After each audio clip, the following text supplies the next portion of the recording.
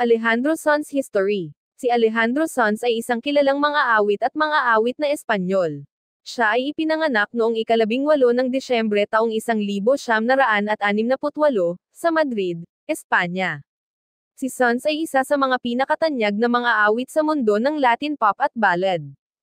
Noong kanyang kabataan, nag-umpisa siyang magtanghal sa mga lokal na bar sa Madrid. Welcome to my channel, The Celebrity History. Please consider to like and subscribe to my channel mga ka-history. Ating tuklasin ang mga historya. At ating kilalanin ang ating mga celebrity. Mapa local man yan at international. Ang kanyang unang album, Los Chulos Son Pa, Cuidarlos, ay inilabas noong 1989. Gayunpaman, ang kanyang tunay na tagumpay ay dumating noong 1991 nang inilabas niya ang kanyang pangalawang album na may pamagat na, Viviendo Deprisa. Ito ang nagbigay daan sa kanya upang maging isang bituin sa mundo ng musika. Ang mga awit ni Sanz ay sumiklab ng damdamin ng mga tagapakinig dahil sa kanyang makabuluhang lyrics at magandang boses. Isa sa kanyang mga pinakatanyag na kanta ay ang Corazon Partido, na naging hit sa buong mundo. Siya rin ay nagwagi ng maraming parangal, kabilang ang Grammy Awards, Latin Grammy Awards, at iba pa. Sa kanyang mahabang karera, si Alejandro Sanz ay naglabas ng maraming album na nagtagumpay sa mga talaan, tulad ng Ma, El Alma Al-Er, at No Es Lo Mismo. Maliban sa kanyang musika, naging kilala rin siya sa kanyang advokasya para sa mga karapatan ng mga bata at sa mga isyu ng kapayapaan. Bukod sa musika, si Sanz ay may malasakit sa mga isyu ng lipunan at pampulitika, at madalas siyang nagpapahayag ng kanyang mga opinyon sa mga ito sa mga pampublikong pagkakataon. Si Alejandro Sanz ay patuloy na nagbibigay kasiyahan sa kanyang mga tagahanga sa buong mundo at patuloy na sumusulat at nagpapalabas ng musika na nagpapakita ng kanyang husay at talento bilang isang mang-aawit at mang-aawit. Awards at pagkilala, si Alejandro Sanz ay isa sa mga pinakakilalang mang-aawit sa Latin music industry. Nagwagi siya ng maraming prestihiyosong parangal, kabilang ang 23 Latin Grammy Awards, 4 na Grammy Awards, at marami pang iba. Ito ay nagpapatunay sa kanyang natatanging talento at impluwensya sa industriya. Mga kilalang awit, bukod sa Corazon Partido, may mga iba pang kilalang awit si Sanz tulad ng Amiga Maya, Cuando Nadie Me Ve, Si Tu Me Mires, at Desde Cuando. Ang mga kantang ito ay naging mga hit sa buong mundo at nagdala ng malawak na tagahanga. Kolaborasyon, si Alejandro Sanz ay nakipagtulungan sa ilang mga kilalang mga awit at artistang internasyonal. Isama na rito ang kanyang mga duet kasama ang mga tulad nina Shakira, La Tortura, at Alicia Keys, Looking for Paradise. Aktivismo, kilala si Sanz sa kanyang pampulitikang aktivismo at pagtutol sa iba't ibang mga isyu tulad ng karapatan ng mga bata, karapatang pantao, at kalikasan. Siya ay nagkaroon ng malasakit sa mga suliraning panlipunan at nagamit ang kanyang pagiging kilalang personalidad upang mag-advocate para dito. Kasaysayan ng album, kasama sa mga pinakatanyag niyang album ang Ma, noong 1997, na naglalaman ng mga awiting tulad ng Why, Si Fuera Ella, at Corazon Partido. Ang album na ito ay isa sa mga pinakabinebenta sa kasaysayan ng musikang Espanyol. Ipinamahagi niya rin ang mga makabuluhang album tulad ng El Alma Al-Er, at No Es Lo Mismo. Pag-akyat sa internasyonal na pangitaas, si Alejandro Sanz ay isa sa mga mang-aawit mula sa Espanya na nakamit ang tagumpay sa buong mundo. Ang kanyang mga kanta ay pinalabas at kinilala sa iba't ibang bansa sa Latin America, Estados Unidos, at maging sa mga bahagi ng Europa. Pribadong buhay, si Sanz ay may mga pagbabago sa kanyang pribadong buhay, tulad ng mga pag-ibig at pamilya. Siya ay mayroong mga anak at naging bahagi siya ng mga kontrobersyang pampersonal sa mga panahong nauugma ng kanyang karera. Si Alejandro Sanz ay patuloy na isang mahalagang bahagi ng industriya ng musika, at ang kanyang impluwensya ay hindi lamang sa musika kundi pati na rin sa mga isyong panlipunan at pampulitika. Siya ay hinahangaan ng marami dahil sa kanyang husay at ambag sa mundo ng musika. Karagdagang impormasyon tungkol kay Alejandro Sanz. Pag-usbong sa musika, sa edad na 7, nagsimulang magukit ng kanyang landas sa musika si Sanz. Noong siya ay 16, nagtanghal na siya sa mga lokal na bar sa Madrid at nag-aalok ng kanyang sariling kanta. Ang kanyang mga unang hakbang sa industriya ng musika ay simula ng kanyang mahusay na karera.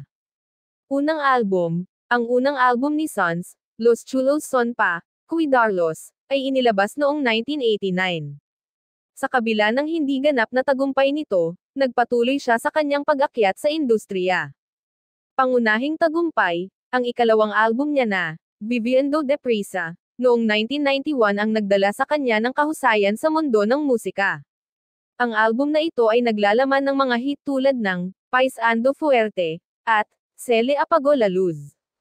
Mga paghanga, maraming mga kilalang mga awit at music hero ang humanga kay Sons, kabilang sina Shakira, Alicia Keys, at Once. Nagkaroon siya ng mga kolaborasyon kasama ang mga ito at naging bahagi siya ng mga internasyonal na proyekto sa musika.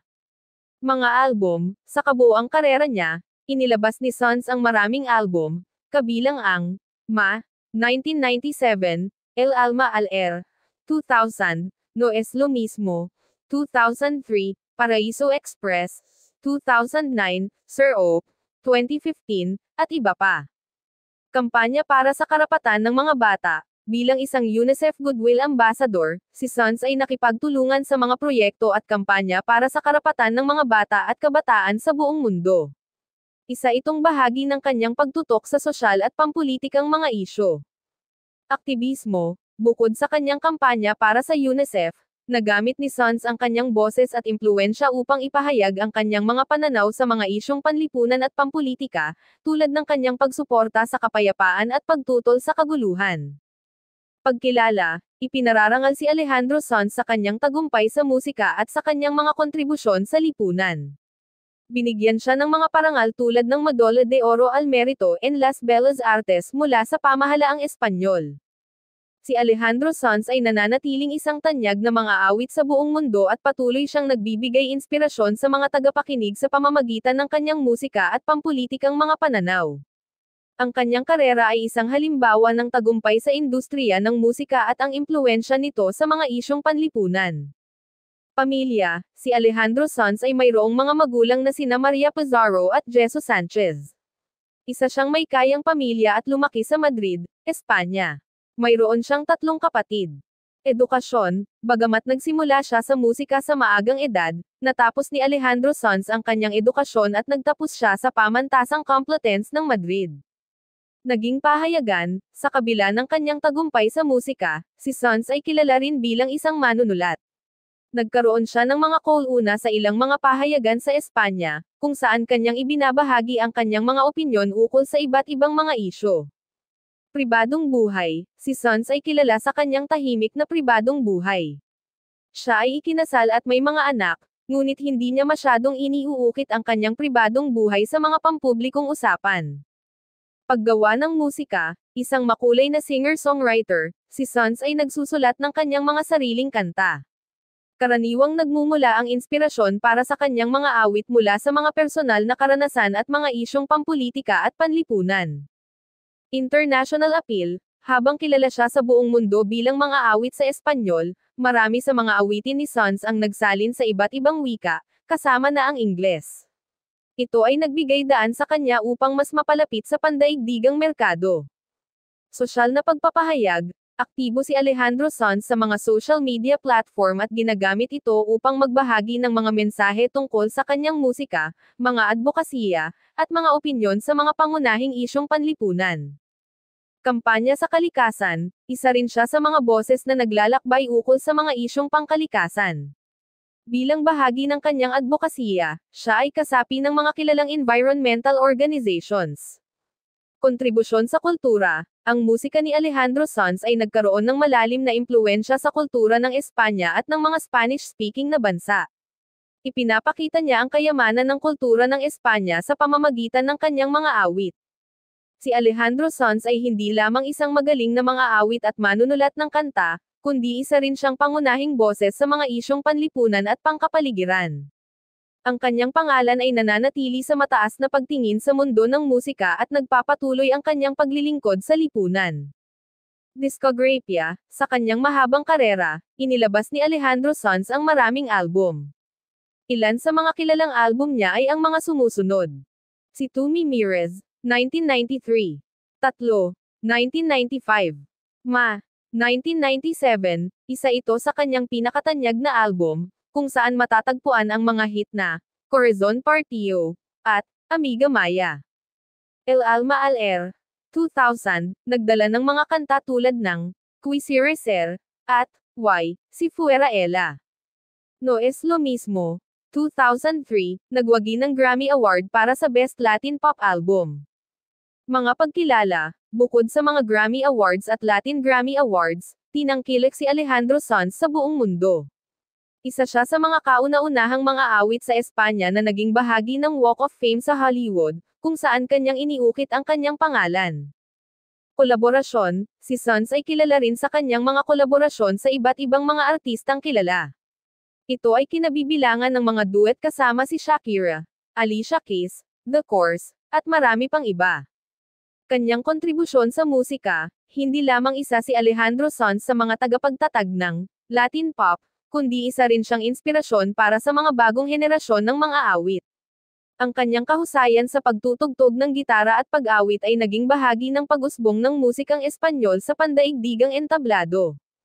Pag-akyat sa entertainment industry, bukod sa kanyang karera sa musika, sumabak din si Alejandro Sanz sa pag-arte.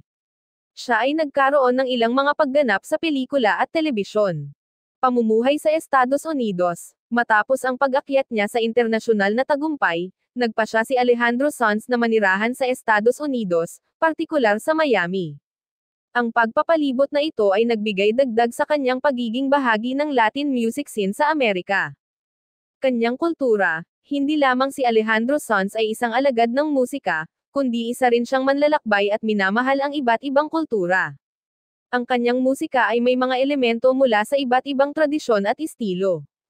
Pribadong buhay, bagamat hindi malalim na nagpapakita ng kanyang pribadong buhay sa madla, kilala si Alejandro Sanz sa pagiging masipag na ama at sa pagmamahal niya sa kanyang mga anak.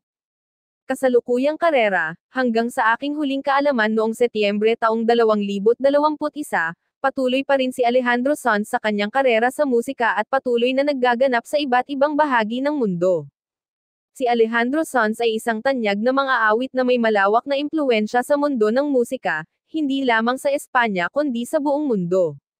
Ang kanyang husay sa pag-awit at pagkamalikhain sa paglikha ng mga awit ay nagpapahayag sa kanyang pagiging isa sa mga natatanging mga awit ng kanyang henerasyon. Thank you for watching. Please consider to like, subscribe and hit the notification bell para updated po kayo kung may bago tayong upload mga ka-history. Maraming salamat po at magandang araw po sa ating lahat.